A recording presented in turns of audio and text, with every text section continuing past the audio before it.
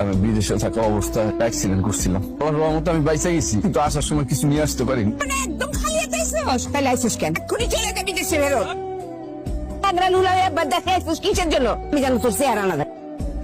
আসো মা, আমার কাছে আসো মা, আসো। মা, এটা কি আমার বাবা? আমি বাবার কাছে যাবো? তোর বাবা না, তোর বাবা মরে গেছে। আমি তো তোমার স্বামী, তুমি আমার এইভাবে রেখে চলে যেতে পারো না। যে স্বামীর মুরদ নাই ওকে দেখাশোনা করো, সে কিসের স্বামী? তানিয়া যায় না, তানিয়া তোমার বউ আমার মায়ের এনে চলে যেতেছে, ওরে ফিরাও। আমার কি টাকাটা পড়ছে ওর কথা শুই না, আর এখন কি লাভ? যতদিন দরকার আছিল ততদিন শুনছে, এখন দরকার নাই তাই চলে যেতেছে। কাছে থাইকা কি ওর জীবনটা নষ্ট করবো? কাছে থাকলে তোর ভিক্ষা করে খাইতে হইব।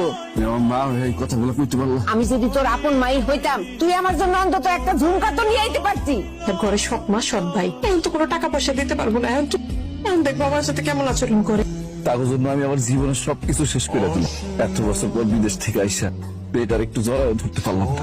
আমি আর সহ্য করতে পারতেছি না, আমার কলিজাটা ফাইটা যাইতেছে। যেহেতু পঙ্গু হয়ে গেছে, এখন তো অসহায়, তাই সময় সুযোগ বুঝা ধন সম্পত্তি যা আছে সব লেখা নিবি। তখন লাত্তি মেরে বাসা থেকে বাইর করবি। আমার অনেক ক্ষুধা লাগছে, কি রান্না করছো মা?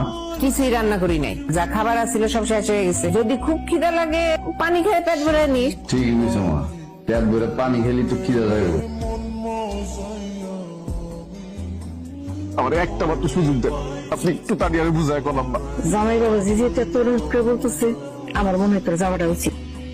এই দাঁড়া, তোমরা কই যাইতেছো? আমার ঘরে যাইতেছি। তোমরা বরঞ্চ রাস্তায় যাইয়া ফুল ফ্যামিলি ভিক্ষা করো গিয়া।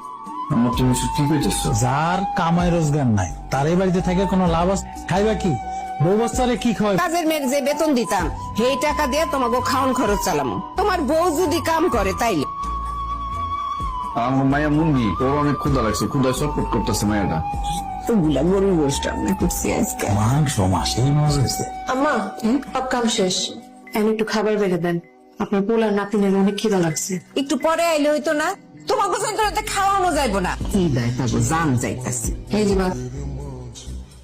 মা, শুধু ভর্তা ডাল দিলেন, মাছ মাংস দিবেন না? আমি তো মাছ রান্না করছি, গরুর মাংস রান্না করছি। মাছ মাংস তো তোমাদের লেগে রান্না করি নাই। তোমার জামাই কয় টাকা কামাই করে যে মাছ মাংস খাওয়ার এত লোভ হইছে? হ্যাঁ, বেশি বুঝলে এইটাও তোমাকে কপালে জুটবো না, বুঝছো?